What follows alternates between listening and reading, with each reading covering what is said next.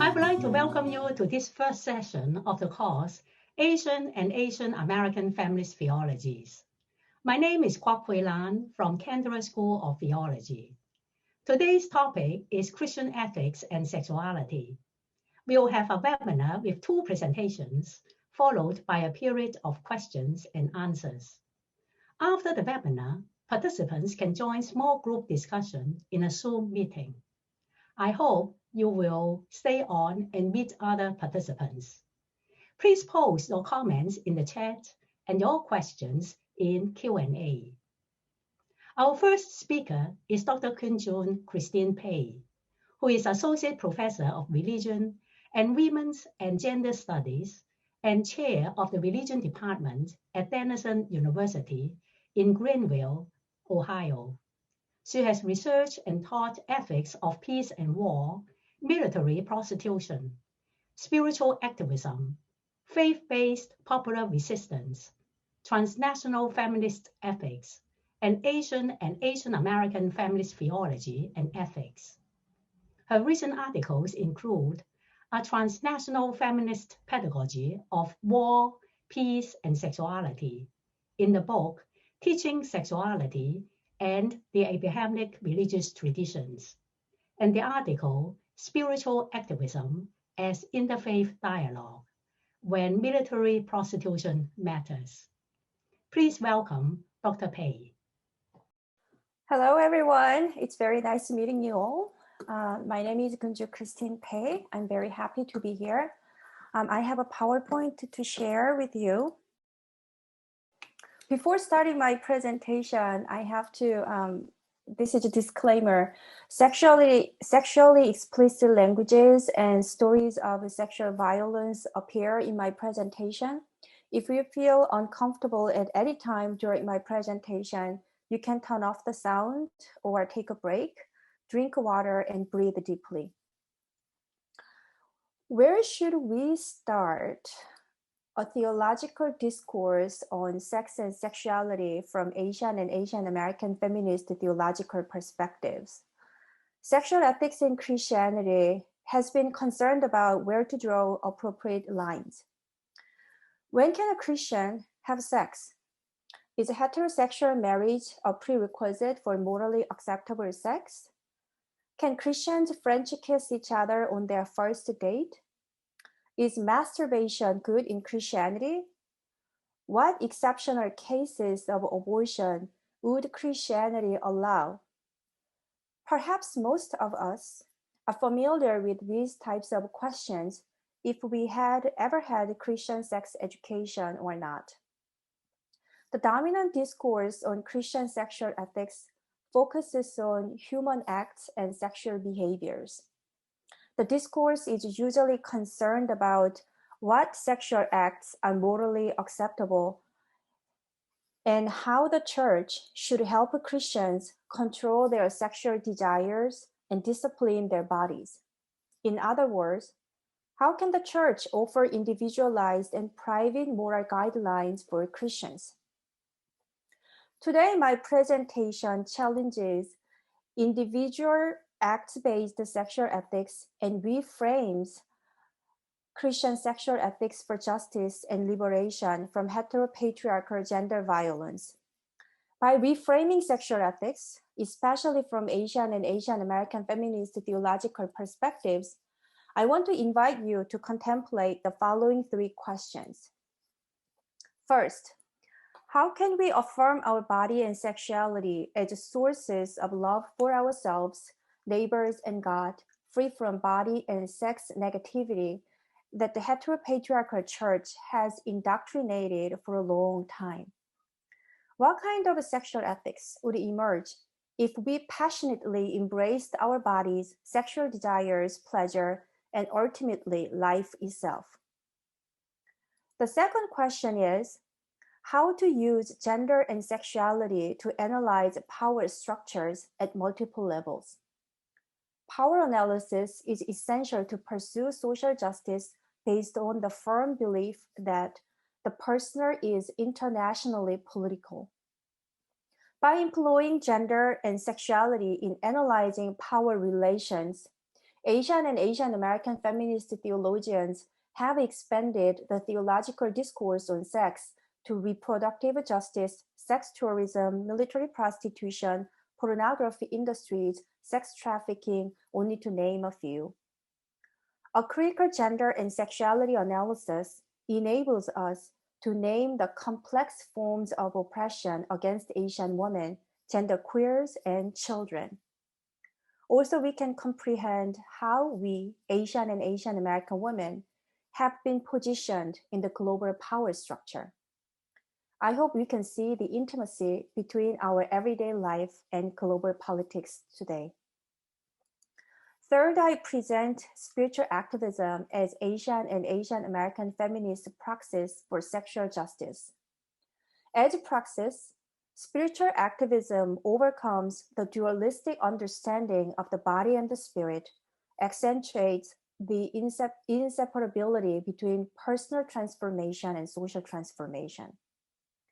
With this understanding, I want to discuss with you what alternative images of the divine and the sacred we can imagine through the body of Christian examples such as Mary and Jesus. What kind of sexual discourse and practices would liberate our bodies and eventually all living beings from heteropatriarchal violence? I do not organize my presentation by addressing these three goals separately one by one, but I integrate them. Sex is a justice issue because how to frame a sexual discourse can harm many people, especially socially, economically, racially, and sexually marginalized populations. Those who favor act-based ethics use a set of rules that police people's sexual desires. The rules are usually collected from the Christian Bible, tradition, secular studies, and human experiences, similar to John Wesley's quadrilateral. Since the Bible does not explicitly state any rules of sex, rules are usually driven from the Christian authorities' interpretations of various texts dealing with the sexual acts.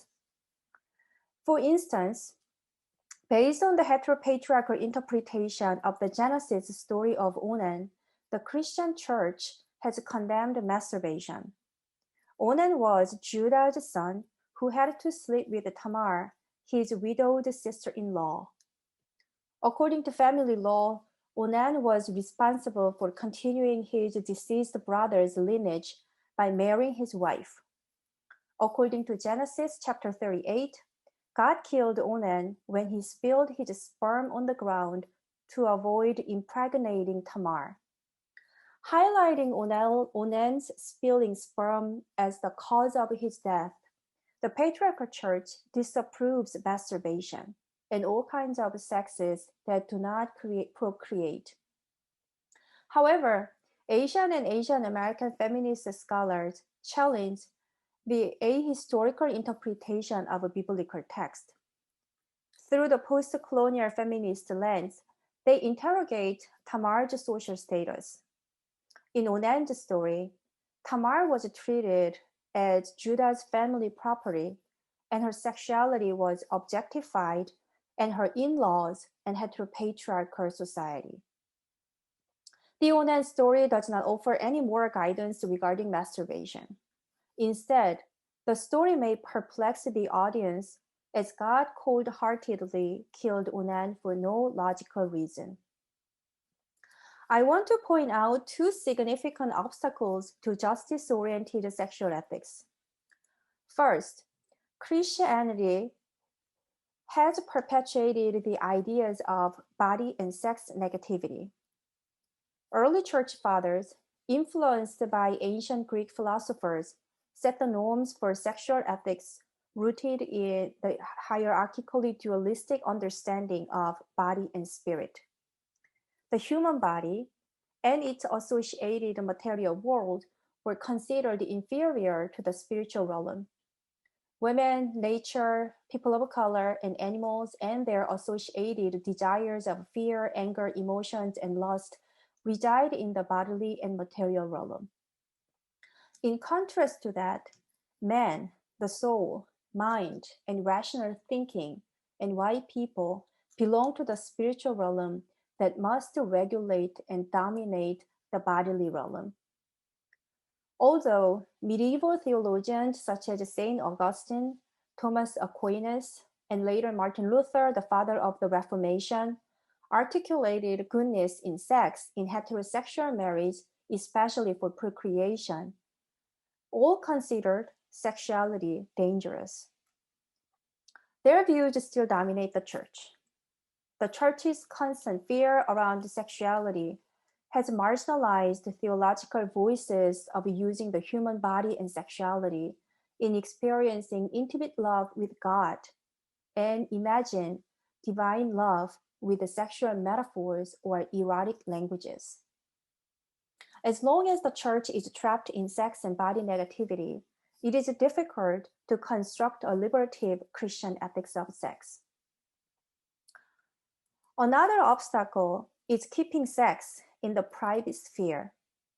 Privacy and secrecy around sex and sexuality make it challenging to bring sexual ethics into the public sphere. Menstruation, menopause, pregnancy, childbearing, domestic violence, and sexual abuse are all considered private matters. Privacy and secrecy would silence victims of sexual violence, discourage women from discussing reproductive health issues, and suspect the virtues of women who speak about sex-related issues in public. For countless years, Asian and Asian American feminist theologians have courageously overcome the previously named obstacles, dismantling the dualistic hierarchy between the body and the spirit, and speaking publicly about sex. Korean feminist theologian Jung Hyung-kyung broke the taboo of talking about the female body and menstruation by connecting menstrual blood to Jesus' blood on the cross. In her 1991 book, Struggle to be the Son Again, Chung argues that menstrual blood is not what women should feel ashamed of because the blood symbolizes women's power of creating life. This power can be compared to God's mysterious power of giving life. Just as Jesus poured out his blood to give new life to humanity, women's menstrual blood reminds human beings from where our lives come. Furthermore, Chung reconstructs the sexual morality attached to Virgin Mary. While the patriarchal church idealizes Mary's virginity as a moral example for all Christian women, Chung argues that a virgin should be understood as a fully liberated woman who takes her agency to make a decision. Chung's emphasis on marriage agency also points out women's self-determination, including sexual independence and sexual expressions. Argentinian feminist theologian Marcela Arthaus-Reyes' Indecent Theology was well received by Asian and Asian American feminist theologians. Arthaus-Reyes reads the story of Mary through the sexual stories of poor third world women. Mary had to say yes to the stranger who appeared in her room in the middle of the night, just as hypersexualized poor women in Asia, Latin America, and Africa have been often forced to respond to patriarchal society's sexual needs through sex industries and sex trafficking. Asian and Asian American feminist theologians have actively communicated with Arthaus-Reyes' theological imagination of transgender Mary, Mary as a drag queen, and Jesus as a cross-dresser. This theological imagination does not simply celebrate sexual diversity, but scrutinizes the neoliberal market's sexual exploitation of women and genderqueers, particularly in urban poverty. Reading Mary through marginalized women's sexual stories proliferates post-colonial Asian feminist interpretations of the Bible. Among them, Indian post-colonial feminist biblical scholar Sharon A. shed critical light on the surrogacy of Mary, juxtaposed to Indian surrogate mothers. Just as Mary's womb carried the child of God, Indian surrogate mothers risked their lives for the sake of fostering others' lives, either by carrying the children in their wombs for rich people or by providing economic resources for their own families. As analytical tools, gender and sexuality show how the heteropatriarchal power structure penetrates from individual relations through international relations. Sexual ethics interrogates not only what we do in our bedrooms, but also how political and religious authorities regulate diverse groups of people's bodies through the heteropatriarchal system of race, gender, class, nationalism, militarism, and so forth. So to discuss spiritual activism, I would like to focus the rest of my presentation on Asian and Asian American feminist sexual theology and ethics in militarized prostitution. In the 1990s, Korean victim survivors of Japanese military comfort women system broke the long silence of Japanese military sexual slavery during World War II. Since then, Asian feminist theologians and global feminist networks, in solidarity with these victim survivors, have condemned wartime sexual violence, forced prostitution, and gender-based sexual violence. In 2019, I published the book chapter, Factory Girls, Comfort Girls, delineating how to read diverse stories of girl soldiers intergenerationally and transnationally. Many countries have mobilized girls and women for their war businesses until now. Although the comfort woman system has been the source for many Asian feminist theologians, especially Koreans, to elaborate on liberative feminist theology, they should adopt what Nami Kim calls critical self-reflexivity in their producing knowledge. Some Korean feminist theologians act as if they were local experts who have a proper knowledge of the Japanese military comfort woman system without getting involved in any critical solidarity work with the victim survivors of the system. Many Asian and Asian American feminist theologians have also critically investigated prostitution industries around US military bases in Asia. With American feminist theologian Susan Thistlethwaite, Asian American feminist theologian Rita Nakashima Brock produced groundbreaking theological work on prostitution in North America and Asia. Their book, Casting Stones, analyzes industrialized prostitution due to the US military's presence in Asia. Through America's wars in Korea and Vietnam, various prostitution and tourist towns in South Korea and Southeast Asia were systematized. Asian women's bodies have been sexually used to boost American male soldiers' sense of manhood and appease their fear and anxiety. At the same time, economically struggling Asian countries mobilized women to develop their own economies. During the Vietnam War, both in Thailand and South Korea, where systematic prostitution was available for American soldiers, US military prostitution industries generated the most significant foreign revenues in the two countries. Brock and Thistlethwaite criticize religious ideologies from Christianity, Buddhism, and Neo-Confucianism for justifying the systematized exploitation of sexualized women's bodies. Therefore, their sexual theology and ethics challenge the dualistic understanding of the body and the spirit, and also the Christian notion of sin narrowly focused on individualized sexual sin. Brock further searches for erotic as the very character of God and community-based justice and liberation. The book Casting Stones is 25 years old now. I still consider the book one of the best resources for feminist sexual theology and ethics, along with Brock's other book, Proverbs of Ashes, co-written with Rebecca Parker. Part of my research focuses on US military prostitution in South Korea. Defining military prostitution as necropolitical labor, I used the intersectionality analysis in unpacking sexualized US-Korean relations.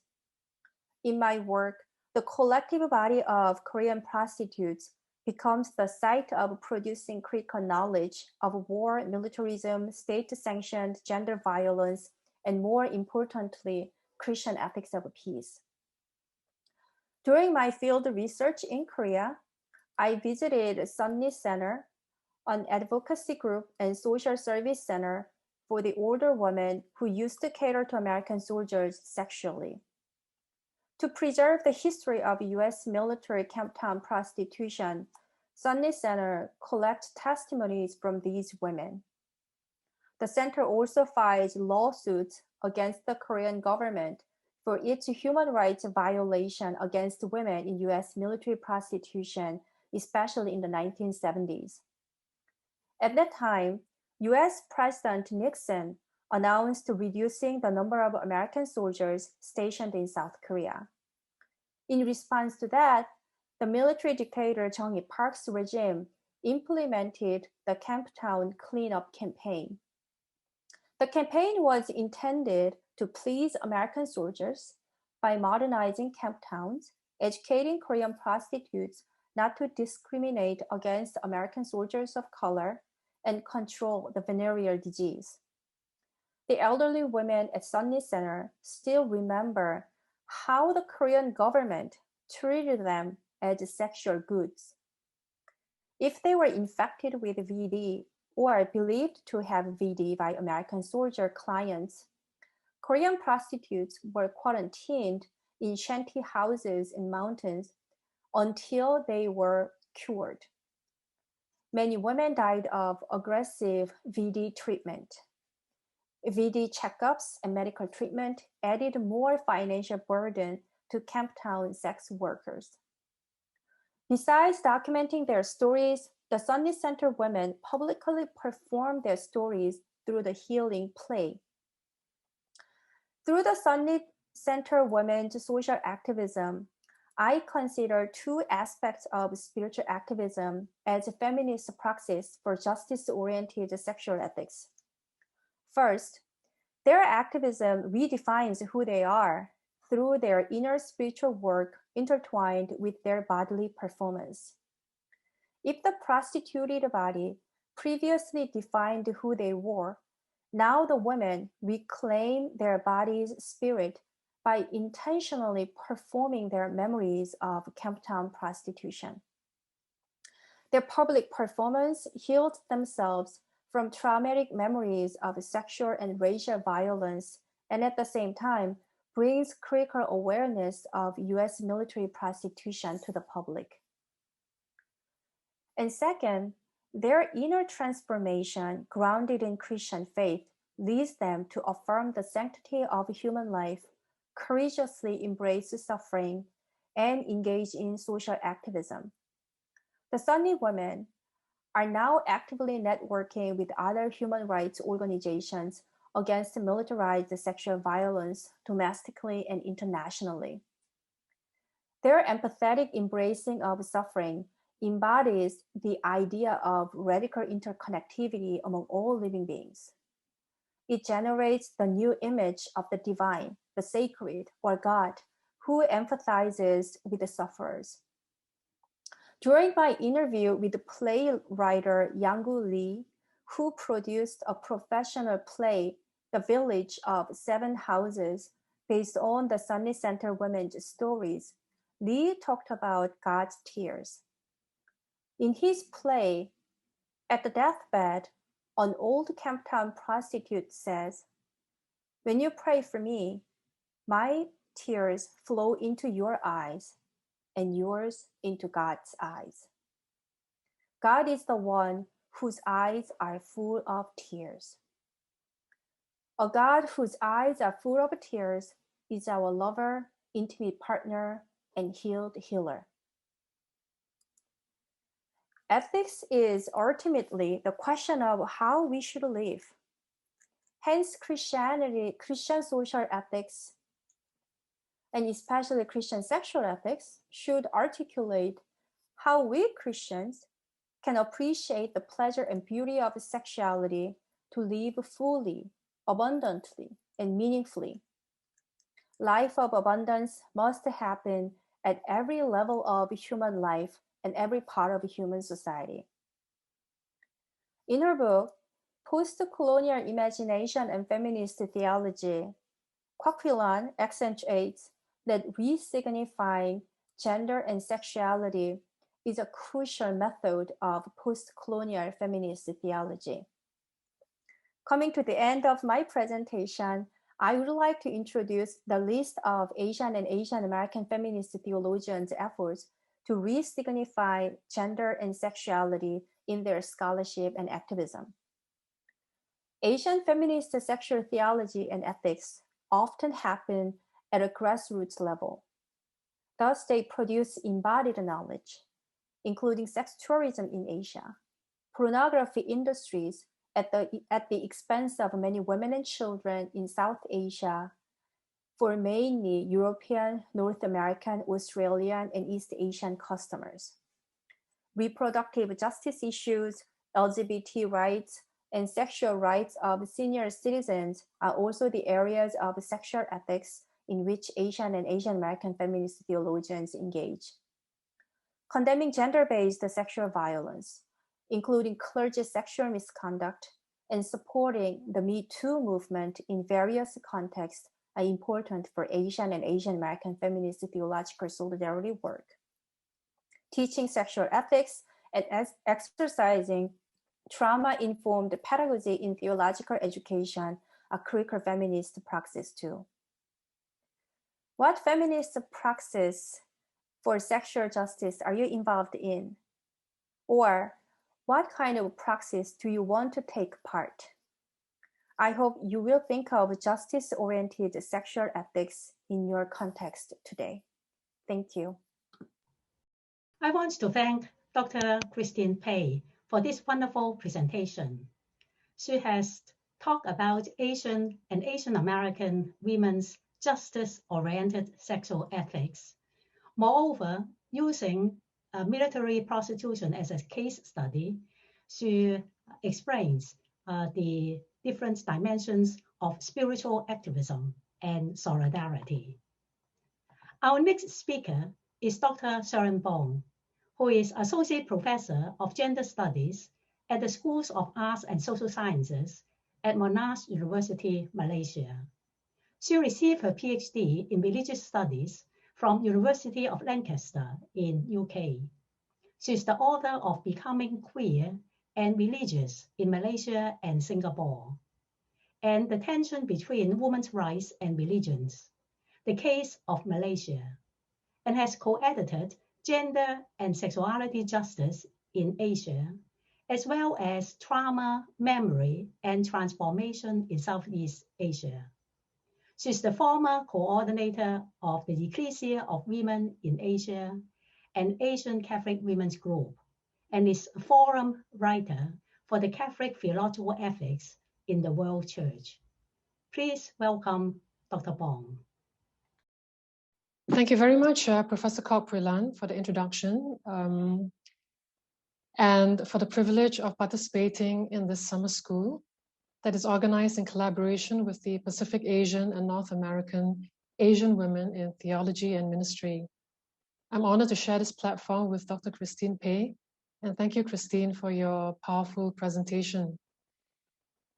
Thank you to each of you gathered here in this sacred space with our Zoom fatigue, pandemic fatigue, across our different continents and time zones.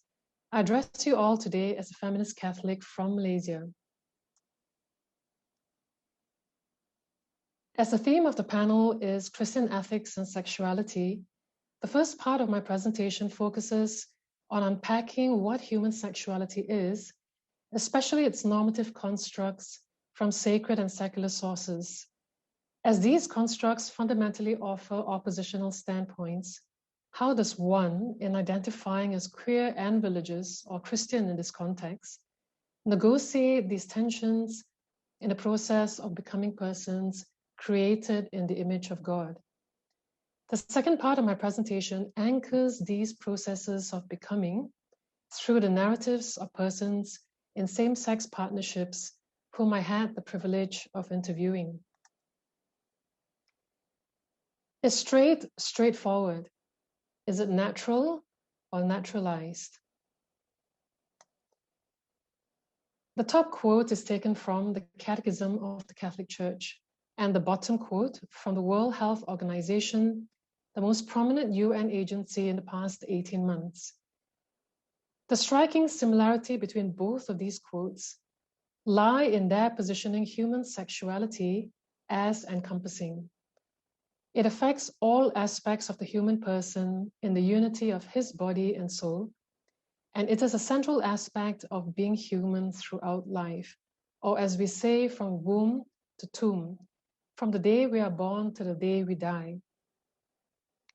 The differences are more nuanced, where the top quote foregrounds the human capacity to love and to procreate, whereas the WHO quote emphasizes the intersectional dimensions of human sexuality, where notably not all of them are always experienced or expressed. Different definitions of human sexuality become more marked with a deeper scrutiny of sacred sources on Christian sexual ethics. Is it, however, reducible to loving the sinner, not the sin?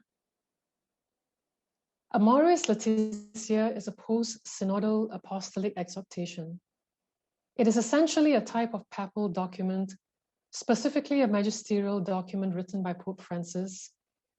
In terms of importance, it ranks third following apostolic constitutions and encyclicals.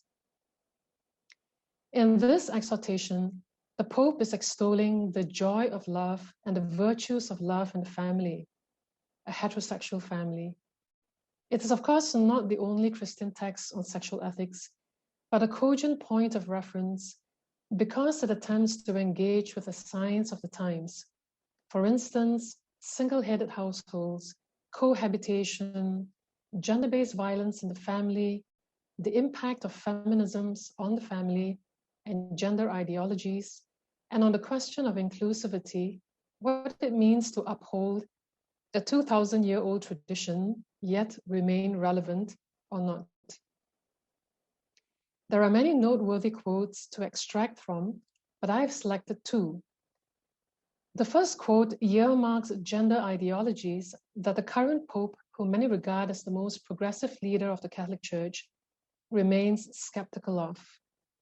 This is because the ideology of gender, thanks to feminism, denies the difference and reciprocity in nature of a man and a woman and envisages a society without sexual difference, thereby eliminating the anthropological basis of the family.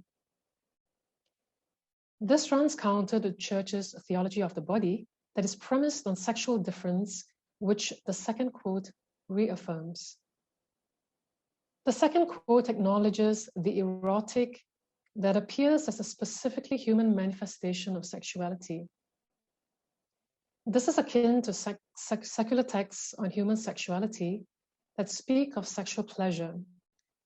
The erotic is a function of sexual differentiation that is not only a source of fruitfulness and procreation, but also possesses the capacity of expressing love, that love precisely in which the human person becomes a gift. In that regard, the human person is imbued with human dignity. In the like manner that there is a spectrum of human sexuality, there is similarly a continuum of affirmation and denouncement that are offered by sacred texts and theologies on Christian sexual ethics. A heteronormative standpoint makes normative heterosexuality. Heterosexuality is constructed as the norm based on sexual difference. This gives rise to binaries such as man, woman, masculine, feminine, with the first terms, man aligned with masculinity, as dominant over the second and secondary terms, woman aligned with femininity. Binaries are reductive as they lock these terms in an oppositional and hierarchical relationship. Gender complementarity is as good as it gets, where the uniqueness of women, at least within the Catholic framework, is touted as feminine genius, yet she remains equal but different. Human sexuality that is premised on sexual difference is ordered to conjugal love and procreation. And in the upper right quadrant, a heterosexist bias is the logical conclusion of heteronormativity, where some churches and their theologies are concerned. Deviations from heteronormativity as natural law, God's law, principally through same-sex unions, are especially vilified as an abomination. The standpoint is supported by texts of terror from both the Old Testament and the New Testament. Persons in same-sex unions are exhorted to remain chaste rather than engage in homosexual acts, as these are acts of grave depravity. In the bottom right quadrant, an empathetic position veers from such hostile condemnation of homosexual acts as pastoral care for LGBT persons embraces loving the sinner, not the sin. In this regard, Pope Francis has been quoted as saying that queer identifying persons have a right to a family and civil union law. Margaret Farley's notion of just love enables us to rethink sexual ethics, particularly on what constitutes sexual misconduct when we embrace justice, interrelationality, and inclusivity in our relationships. The logical conclusion of an empathetic position is a queer one that makes strange or unfamiliar such doctrinal marginalization and condemnation of non-heteronormative bodies and sexualities. A queer hermeneutics of the texts of terror, for instance, Lot's story, similarly with Lut's story in the Quran, offers us the possibilities of a radical love that is manifest in Christ taking on human form. In doing so, the incarnate Christ makes sacred what many consider as profane. LGBT churches and faith communities affirm the inherent dignity of the human person as Christian praxis, which many churches have lost sight of. If secular ethics connote that there is no sin in human sexuality, does this mean that anything goes? Secular texts or texts that are rights-based do not condone an anything goes position, as these are premised on fundamental human rights that are universal, which means applicable to all, inalienable, intrinsic to being human, and indivisible, where social, economic, and cultural rights are equally important as civil and political liberties. The Yogyakarta Principles is arguably the most comprehensive document on the application of international rights law on sexual orientation and gender identity. Among its 29 principles are Principle 1, the right to the universal enjoyment of human rights, and Principle 24, the right to found a family.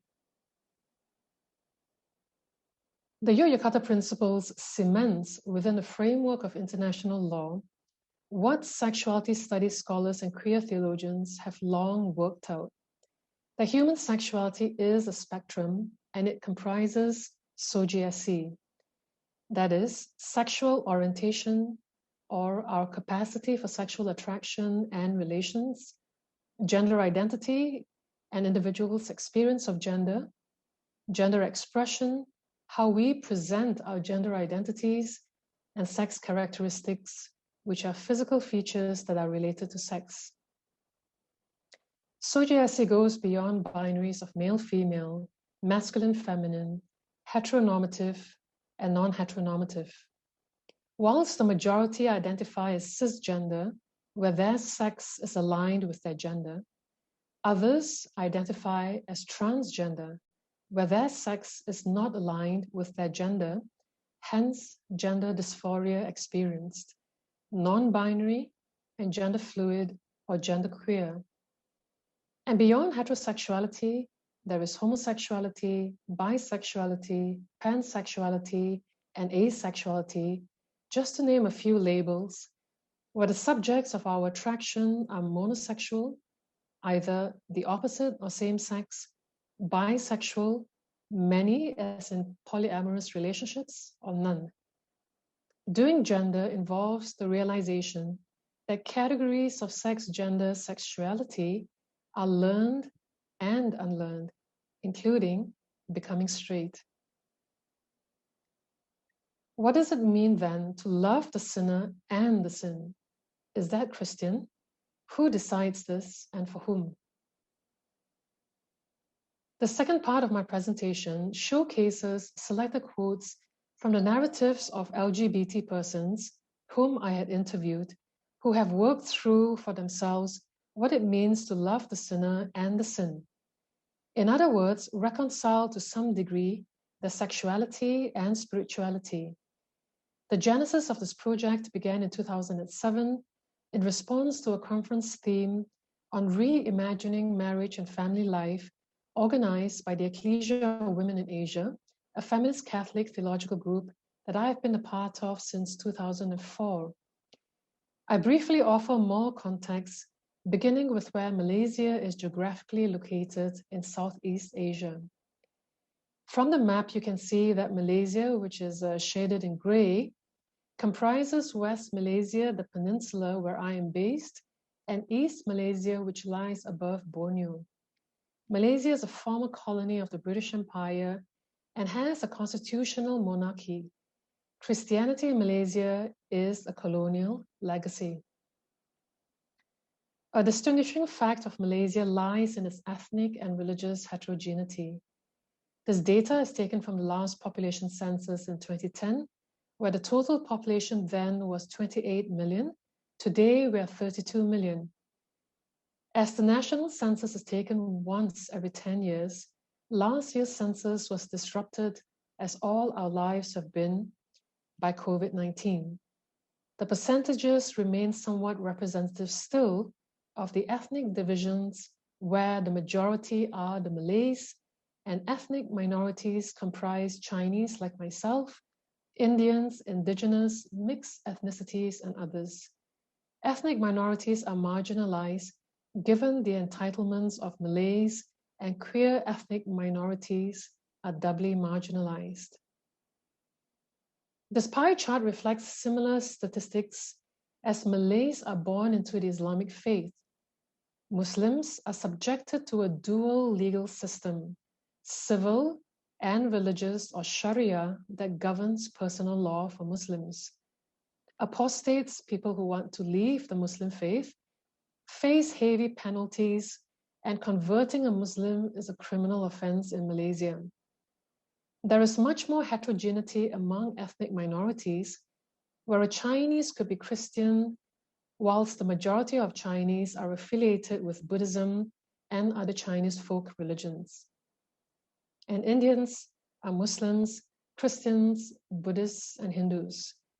The resurgence of Islam and Malay supremacy have stifled voices of dissent, and in the time of COVID-19, the scapegoating of LGBT persons was more apparent.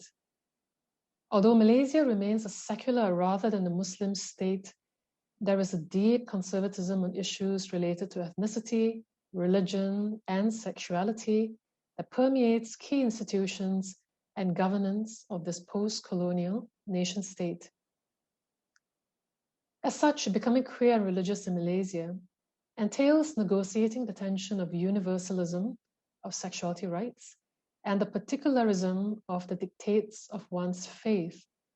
I term this dialectic as critical relativism that neither exclusively privileges universalism or particularism, but seeks the messier path of finding a common ground between them. The book's table of content on the left of the image does not suggest that becoming queer and religious in Malaysia is a linear process. Far from that, as is evident from the sample chapter that you have, which is managing compatibility and inclusivity. In the interest of time, I've left out narratives from Singapore, but you're welcome to raise this in the Q&A session if you've read the chapter. Committing one's sexuality and same-sex partnership to one's God or deity is significant, as LGBT Christians have been taught that they are ontologically flawed and have to choose between their sexuality and spirituality. Queerness and Christian are incompatible and mutually exclusive categories, as they are taught. Unlearning this rests on a spectrum in the process of becoming that is lived out by LGBT persons managing conflict and ambivalence in seeking to make sense of their sexuality and spirituality. Committing themselves and relationships to God marks the narrative of becoming of Ling Jackie and AY. CK's quote to me is striking when he says that being created this way, LGBT persons are robbed of the privilege to love and be loved as a consequence of the heterosexist bias of most churches. What is significant about situating CK's narrative in this chapter is that he remains deeply conflicted as he wrestles to reconcile his sexuality with his religiosity with much anguish. As a child of God in being created this way, he claims the right to the biblical promise of an abundant life in having the privilege to love and be loved. Challenging religious interpretation is a key coping mechanism of LGBT persons whom I interviewed. AY's theologizing is sound and resonates with queer theologizing that shows how it is the sin of inhospitality rather than the sin of homosexuality that the people of Sodom and Gomorrah were punished for in Lot's story. In doing so, he makes apparent the fallibility, even corruptibility of the church as fully human, as an unsuspecting source of huge injustice in relation to the gay and lesbian community which he is a part of. The dichotomy between God's will, what God wants, and human will, they're just basically preaching what they feel they want, is marked. Peter, by his own admission, came out quite late in his 40s to himself and his then wife. He has since divorced and they have children from their heterosexual marriage. In making sense of his gay sexuality and Catholicism, questioning the status quo and by extension, biblical interpretation related to sexuality is a Christian praxis rather than maintaining the status quo or not questioning biblical interpretation related to sexuality. His Christian values are the values of Jesus, who through the way he lived and died was one with those who are marginalized and then was killed because of that. Peter's identification with the figure of Christ who lived among us and is present and embodied in the materiality of our beings, created as we are in the image of God, reinstates the dignity of the human person. The final quote belongs to AY as one who had done all that in a bid to reconcile his sexuality with his Christian faith. He willed himself to become heterosexual, opted for celibacy, and had the demon of homosexuality cast out of him. But nothing changed, he says, you know. It hasn't changed who I am. It hasn't changed what I want sexually. So when I decided eventually on embarking on this journey with my partner, I also realized one thing. It didn't change who I am as a person. I'm still the same person, a person that's still very much who I am, you know, giving, loving. I share, I do everything I can to help, but there weren't any demons involved. In some, Christian sexual ethics as lived out lies in the varying degrees of reconciliation that is inductively evident from these selected narratives. They are: 1. One's departure from mainstream church that discriminates gays and lesbians either overtly or tacitly. Secondly, distinction between formalized aspects of religiosity, for instance, church attendance, and a spirituality that is personalized. Thirdly, skepticism of biased biblical interpretations, even God's design, where some are seemingly more privileged than others. Yet what is consciously sustained despite the pain of rejection by one's faith community is a fidelity to one's faith and a sense of self that is not robbed but reclaimed. Fourth, the materiality of lived experience as a child of God that authenticates the self and sexuality. And finally, the need to make sense of one's religiosity based on church teachings and sexuality. What are the wider implications of reimagining Christian sexual ethics?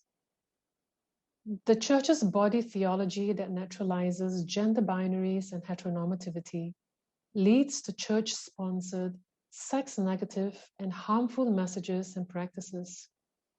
Examples include toxic masculinity, conversion therapies for LGBT persons to cast out the demon of homosexuality, abstinence only until marriage sexuality education programs, withdrawal of state funds in the US for abstinence plus programs, or comprehensive sexuality education that offers sex-positive messages which include bodily integrity, safer sex practices, knowledge of contraceptives to facilitate informed decisions about one's sexual reproductive health and rights. Gender-based violence directed at LGBT persons, for instance, hate crimes fueled by homophobia and transphobia, which are fear and hatred of gay identifying and transgender persons, corrective rape, often at the behest of parents of LGBT persons, go uncorrected. Fratelli Tutti, the Pope's latest encyclical on fraternity and social friendship, is significant as it is written in the time of coronavirus. It challenges us to rise to a new humanity where our past, present, and future are inextricably linked. It celebrates humanity's diversity by insisting that our future is not monochrome. It inspires us to dismantle structures of violence that divide, dispossess, and disenfranchise the weak.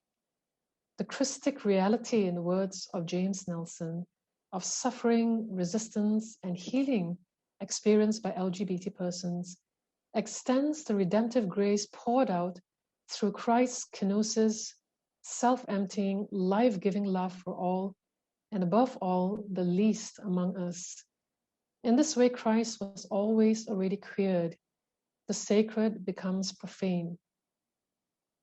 The erotic power of relationality present among the common people based on Fiorenza's discipleship of equals celebrates a shared sexual ethics of mutuality, equality, and inclusiveness.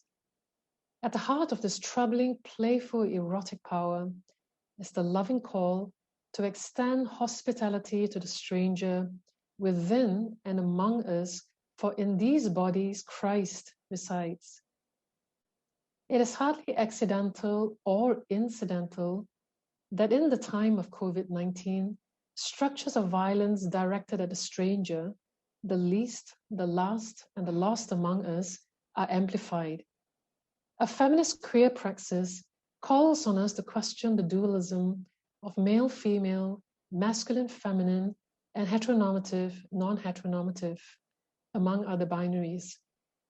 Becoming queer and religious, becoming Christian, doing church in these ways, embodies a feminist queer Christ that dwells in Asia, that in challenging the structural and systemic sins of sexism, racism, homophobia, transphobia, ageism, ableism, is not only restorative, but also transformative in realizing a body of Christ who is redeemed by and for all in the here and now.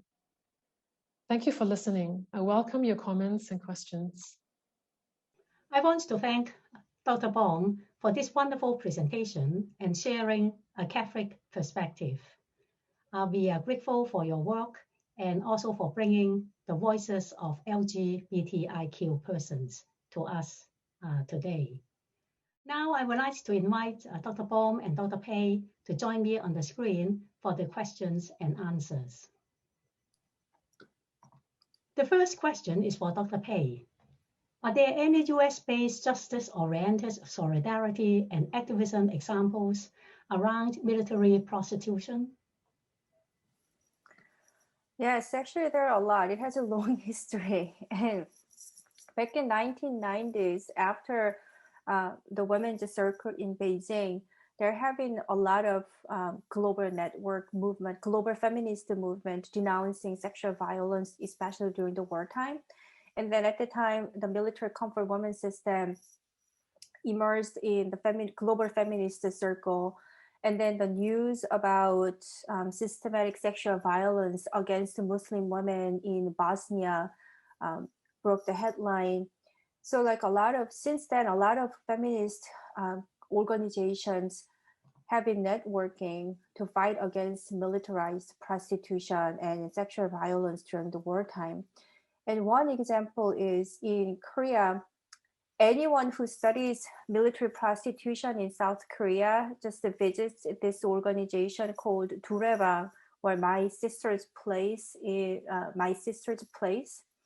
And then Durebang has been a site to educate the public about military prostitution, and also it has a strong global network with other feminist groups outside of Korea.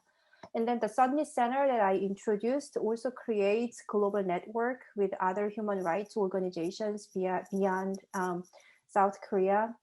And in the United States, Women for Genuine Security, that's San Francisco-based organization that addresses all different issues of military, U.S. overseas militarism, and military prostitution is one of their important issues to tackle.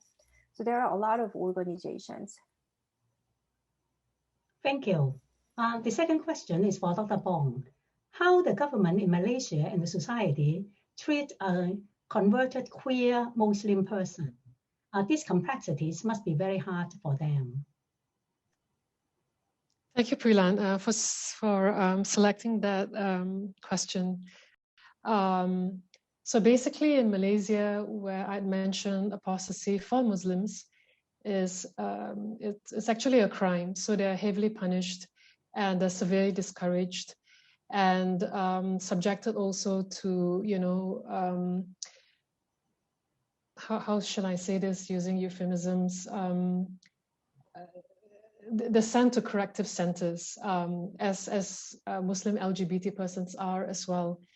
And certainly for non-Muslims to convert a Muslim, that is a criminal offense. And so in the context of Malaysia, if you are a Malay born into the Muslim faith, and in that sense, where the Department of Statistics is concerned, the figures look, too neat.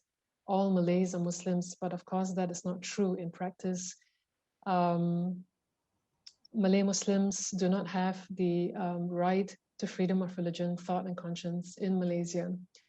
So I hope I've answered your question. Yeah, indeed, there are questions about polyamory. Would you say that this is more acceptable in Asian society? And is there room for Christians to form a just sexual ethics around polyamory? Do I take this as well? I guess. You can start. Okay. Yes, there is a possibility, and queer scholars have already done that, talk about the sanctity, if you will, of polyamorous relationships and the sexual ethics that is involved. So what would the justification be, right? So the sexual ethics that is involved, for instance, mutuality, inclusivity, and the whole notion of justice, which means there is informed consent all the way, and that all parties engage in polyamorous relationships it's consensual. So these are important virtues or aspects of Christians who engage in polyamorous relationships. Dr. Pay, do you have something to add? Yeah, queer theologians often compare the relationship of Holy Trinity to polyamorous relationship. Just if the Trinity can be understood as a mutual consenting relationship among these three persons in one, and polyamorous relationship can be theologically interpreted in that way. And in the question, Mira talked about some Asian cultures approve polyamorous relationship, while these relationships have been criticized by their Western counterparts. I would say a polyamorous relationship in every culture should be critically analyzed in a historically particular context, because sometimes a polyamorous relationship is involved in some kind of economic gain. So we have to see who are marginalized in the polyamorous relationship, and then why some cultures still use this polyamorous relationship, and whether this polyamorous relationship contributes to hierarchical relationship or heteropatriarchal relationship, or it can be also used to emancipate people from multiple forms of violence and oppression. If I could add, Prillan, in Malaysia, among the Malay Muslims, it's not polyamorous in that sense. Well, it's related, but polygamous, marriages. So a man, based on the Sharia law in Malaysia, a man can have up to 4 wives, up to. He's not obliged to. But Christine's point about how the entire Sharia jurisprudence, which tends to be very heteropatriarchal, favors men. So within the Sharia law itself, and even the basic tenets of the Quran, so I know we're veering a little bit outside the framework of Christianity, but feminist Muslim groups in Malaysia, like the Sisters in Islam, tirelessly point out that within the Quran, there are safeguards for women not to, be abused and further violated by the polygamous marriages in Malaysia. But because the court system, the Sharia court system, is so skewed and biased, men do get away without having to seek the permission of the first wife before they take on the second, the third, or the fourth wives. And often men who, do not have the economic means also are sort of, legally permitted to do so. And sometimes they just abscond and leave, households pretty much in poverty, because the women then have little resource to fend for themselves and their children. So it's quite sad. It's not quite polyamorous, but it's related. So that's the polygamous state of relations in Malaysia. There is also a question about how to help churches to understand beyond binary construction of sexuality and discrimination against LGBTQ people. And so some say that they are welcoming, but in fact, they want to transform, if not convert them into heterosexual persons. And so this is basically not accepting. So how can we help churches in Asia and also in Asia American? If I may, so for those of you who have read the chapter, I think in that chapter I allude to narratives of a gay identifying man and a lesbian woman who are Christian from the Free Community Church that's in Singapore. So that's Trelly's point, I think, and it coheres with what Lisa Duggan terms as homonormativity. So it seems like there's a conditional acceptance, right, of homosexual relations, that they need to, for instance, comply with what, you know, straight couples are subjected to in that sense, and that is conjugal union, that's sort of you know, driven to procreation and one man, one woman. So there seems to be a conditional acceptance, so which means polyamorous relationships are out, and it's a relationship between two men or two women who are committed to each other, right? So it's a sort of monogamous, you know, sexual ethics that is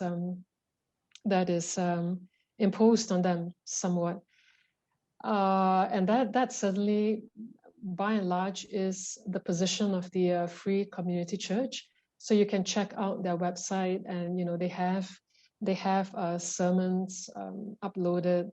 There's a female pastor called Pauline Ong and a male pastor called Miak Siu. And in the context of Malaysia, at the time that I did my research, this particular church, LGBT church, did not exist, but it has since then. And that's the Good Samaritan Kuala Lumpur. So I guess fundamentally, in terms of the sexual ethics that is preached in these churches, it still goes back fundamentally to consensual relationships, you know, mutual respect, which is framed not just by the ethos of love, which is, you know, at the heart of what it means to be Christian, but also human rights, the sort of a rights framework. So that's also important, and that's why one of the main takeaways of my presentation was, how do LGBT persons, at least the ones whom I'd interviewed, sort of marry the two? You know, what it means to live out universal ethics concretely in their everyday realities. Yeah. Christine, do you want to add? No, you already answered answered nicely. It's very difficult to break that rigid understanding of gender and sex, and because Christianity has lived in this binary understanding of gender for a long time. But I can just give you one anecdote. I'm an Episcopal priest, and I belong to Episcopal Asian ministry. And most recently, Korean American Episcopal clergy had our own meeting. And then surprisingly, the clergy meeting invited the queer theologian and then the queer theologian was asked to give a lecture on queer issues and how to welcome and accept more LGBTQ members in their churches. So I see the slow change, but it's still a long way to go. But then the more learning about LGBTQ issues and dismantling the binary gender opposition, it should be combined with our own learning process. We have a question about pornography. This person said, I have noticed with more sex-positive messaging, I have also seen it with more normalization of prom. However, this person said, I also know that the prom industry has contributed to the marginalization and violence against women and children. What are your thoughts? Is there such thing as ethical prom? How can we interact with conversations with sex positivity linked to pornography?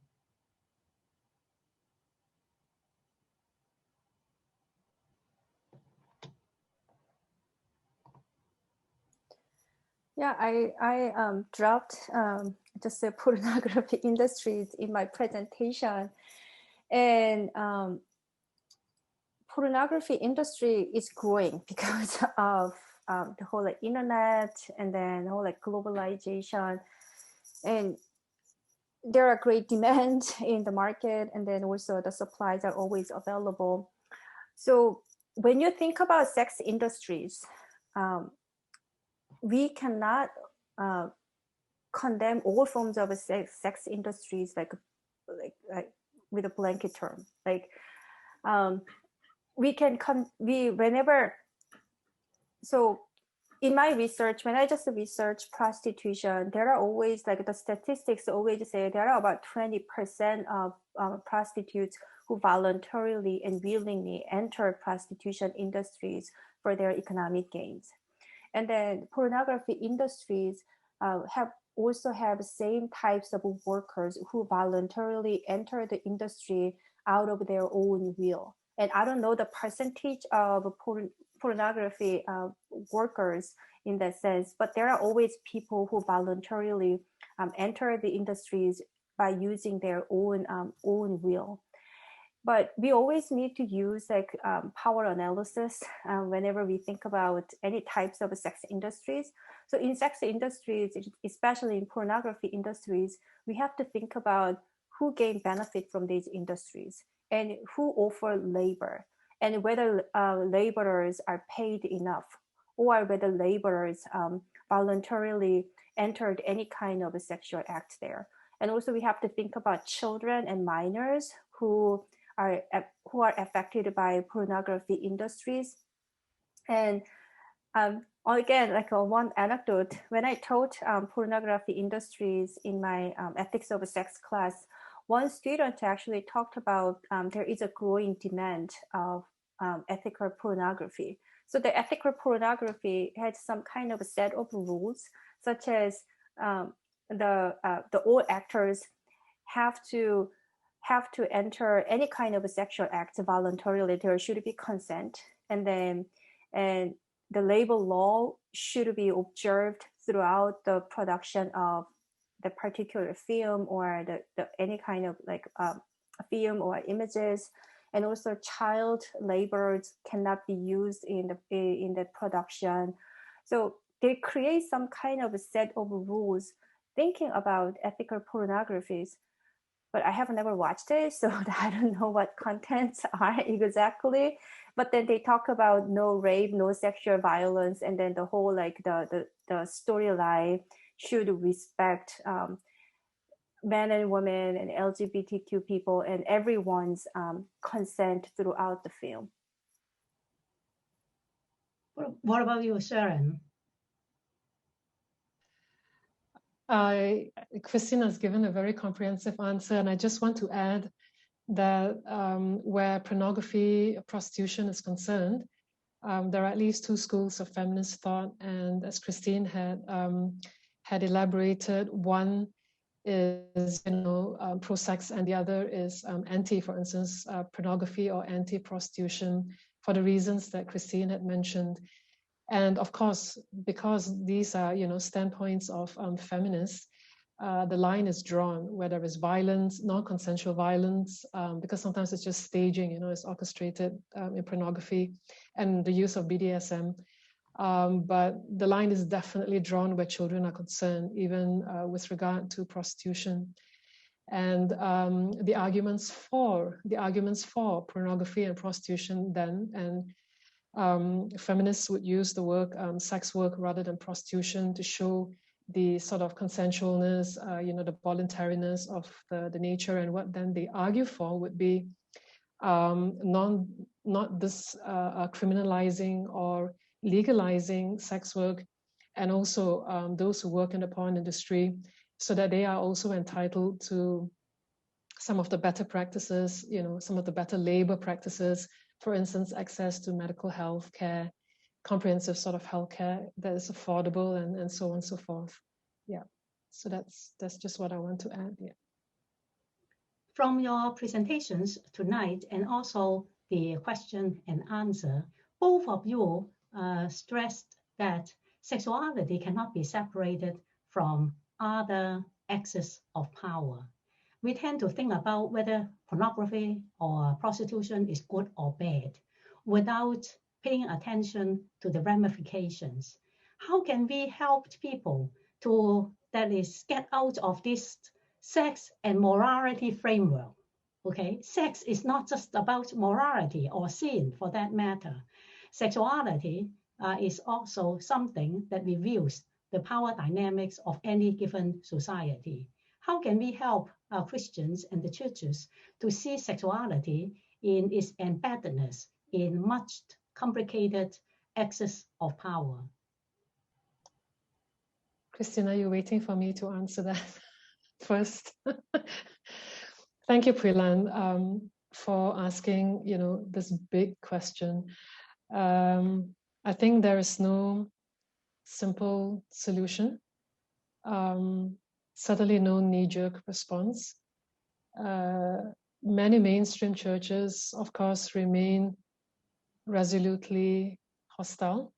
And the graphic that I presented in one of my slides was not aimed to simplify or, be reductive, but by and large, for those of us who are quite immersed in literature on, queer sexual ethics from secular and sacred texts, as I put it, can see this spectrum. And based on, personal traumas that many LGBT persons that I've interviewed have shared, which is very heartbreaking. I don't know if to be honest, I don't know if there is that way forward, Puilan, because it would take a seismic shift, and it's not in the interest of most churches to, radically rethink the theology of the body, because regardless of denomination, churches are somewhat fixated on a seriously, binary foundations of the theology of the body. I mean, LGBT churches notwithstanding. So until the other churches are ready to do that, I don't see any way forward. And so I tried to, in my last slide, point out what are the wider implications.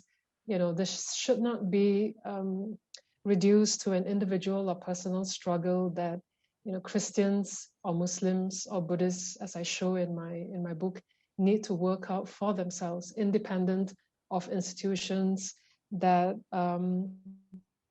that are responsible and should be held accountable for, structural and systemic sins, what Aruna Nandadesan calls structural sins, in terms of, church-sponsored violence and discrimination against LGBT, because whenever there is such structural and systemic sin against LGBT, it's not isolated from, discrimination and violence that's directed at women. So women are and have been the first casualties, but also anyone who is, different, whether you're racially othered and so on and so forth. And that's why the spike in hostility towards those we perceive as the stranger or who are just simply not like us, whoever us are. And as Christine had pointed out, having this power, in their hands and using it in very unchristian, unjust ways to torment others. And if you think about what a bad shape, our world is in, really, what's the point of all of that?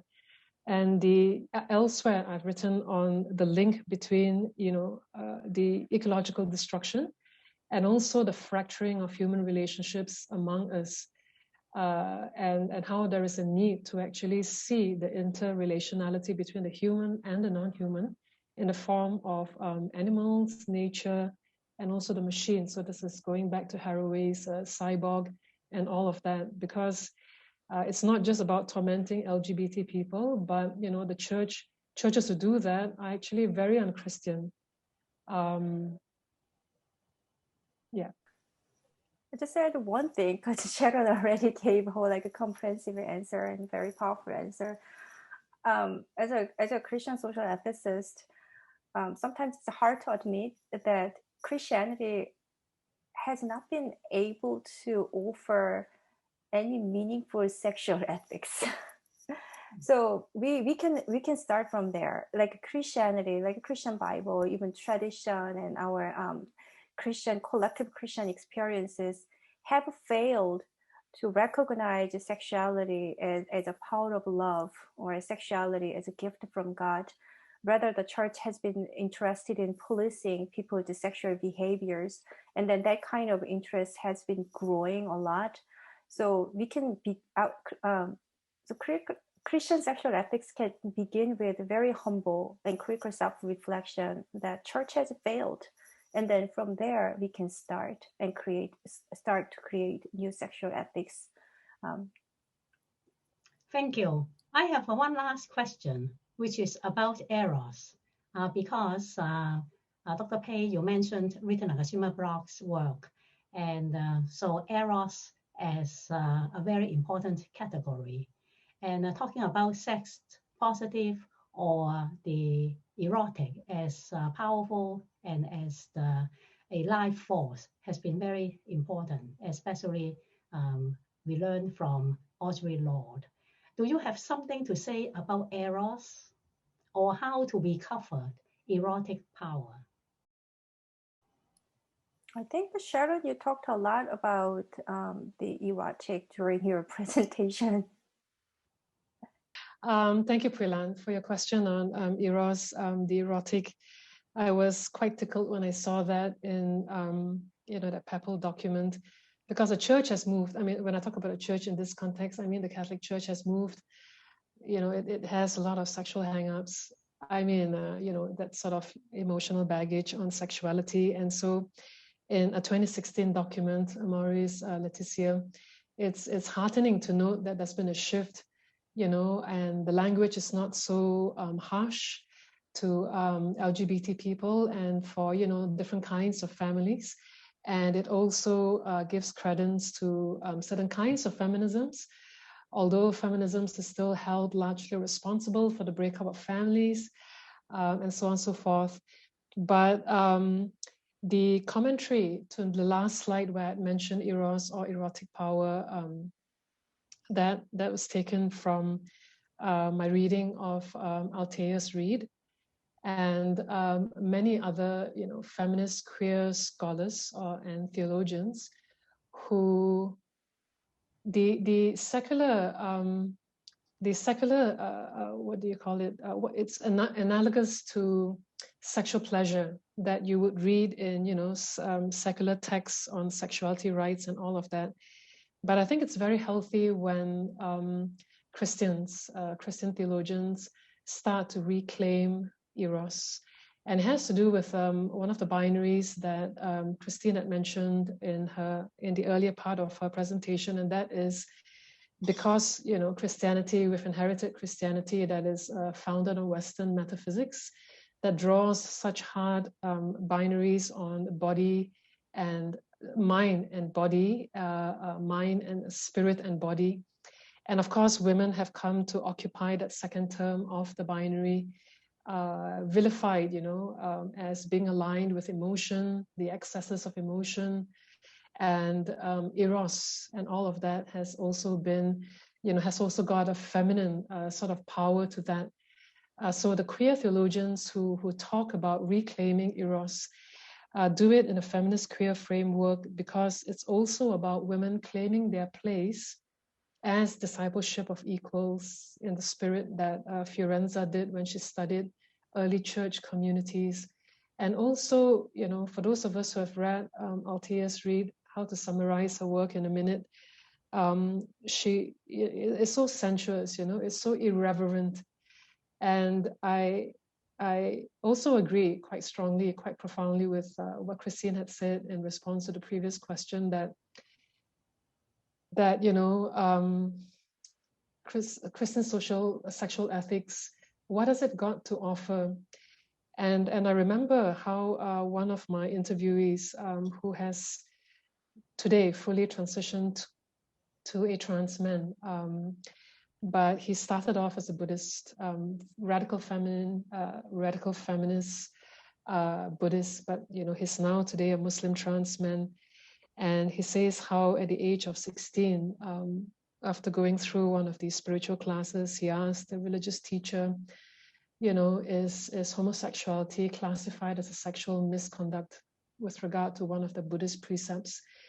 And he felt, a burden of pain and trauma just lifted off based on the response of that, that religious teacher who said, no, that sexual misconduct.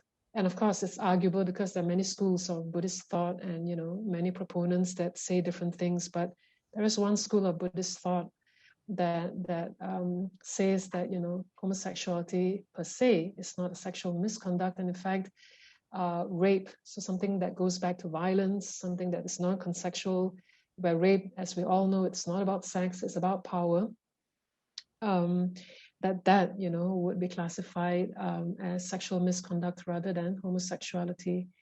So to be able to reclaim eros is really to take it many, many steps ahead. But, you know, for most churches, they're not even at that level yet, because it's still very much still a fixation on, you know, the current kind of theology of the body that actually is very toxic in the way that it's meted out to Christians. Yeah. Thank you very much to Dr. Pay and Dr. Bong for this wonderful session. And please join us next week when we'll be talking about interreligious learning and solidarity. Our speakers will be Dr. Sain Kasam and Dr. Aruna Nanadasan. And so please stay on and join the Zoom meeting for further conversation. Goodbye.